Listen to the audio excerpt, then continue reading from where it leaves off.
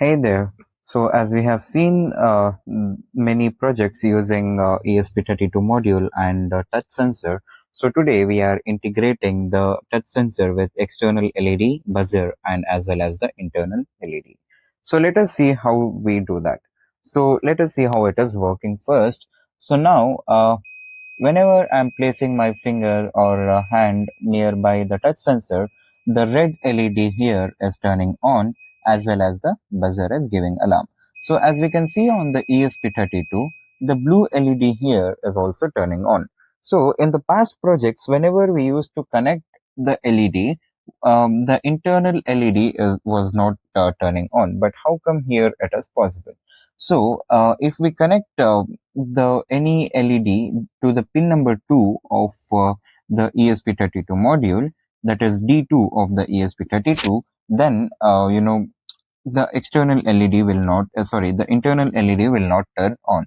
Else, like whatever any other device we are connecting to the D2 of the ESP32 module, then the internal LED will also turn on. So what I have done is I have connected the D2 with the buzzer, and the external LED is connected to the D5 of the ESP32 module, and the I node of this touch sensor is connected to the D5 D4 of the ESP32 module. So we can see that D4 is connected to the touch sensor module. So now here, and the rest, the VCC is connected to the VN, and ground is connected to the ground, and the ground of buzzer is connected to another ground, and here the external LED and the buzzer is sharing the same ground.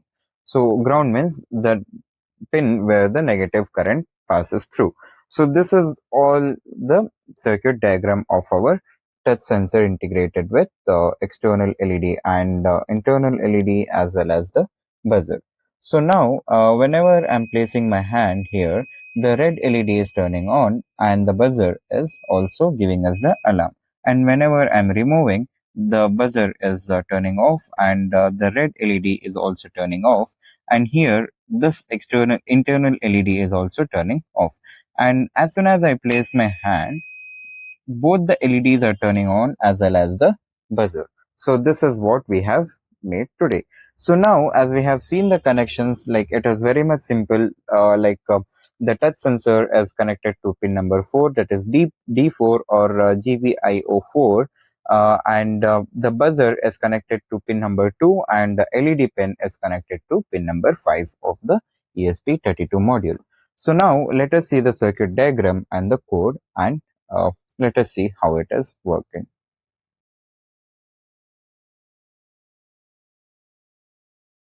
Yeah, so as we have seen the code and the working and the connections of our touch sensor module, which is integrated with the external LED and buzzer as well as the internal LED. So now let us see the code. So here, as we have written the code, in here what we can see is the touch pin is connected to the pin number 4, that is constant int, and the buzzer pin is connected to pin number 2, and the LED pin is connected to pin number 5. So these are the variables which we are using to define at which pin we have integrated what pin.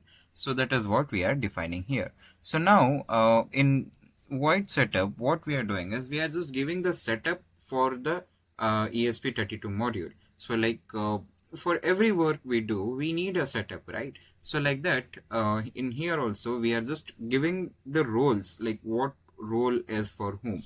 So for the touch pin here, that is the pin number 4, it is input, and LED and buzzer are output. So here we are using two outputs, and in the serial begin is 1,15,200, that is 115200. And the digital write, that is by default what happens is the LED pin as well as the buzzer pin, both the pins will be low by default, like whenever there is no touch, there is default.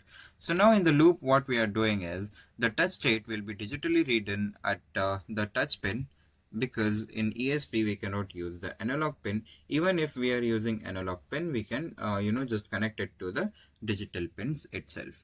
And if touch state is high, the LED pin and buzzer is also high. So as we are using Serial.begin here, we got to tell the serial print. So that is the touch detected. So whenever the touch pin is high and the LED and buzzer, all the pins are high and the message is touch is detected. Else, no matter what, the touch pin, the LED pin and buzzer pin is low with the message of no touch. So to make it in a rhythm, to make it a fast module, what we are giving is we are giving a very small delay of 100 microseconds. So this is all about our code, and now let us send this code to the ESP32 module by just selecting the board and communication port, and then I will upload it. So when I'm uploading it, we can wait for some time for it to upload. Sometimes it will take time and sometimes it will not take any time. So as we have seen that there is no error, and now our code has been uploaded. So how do we know that code has been uploaded in so much big output? So you can ignore this all the messages and you can just scroll down and we can see this message that is writing at. If we are seeing it the 0%, it has been started, and if we are seeing this 100%, that means the code has been successfully uploaded to the ESP32 module. So sometimes what happens is the code will get stuck here on connecting. At that point, what we can do is we can just reconnect the ESP32, and while uploading the code, we can hold the boot button for 8 to 10 seconds and then upload the code again. So that time the ESP will take the code without anything. So let us open the serial monitor here and we can see that there is no touch. So I'll just give you an example of how important is bound rate.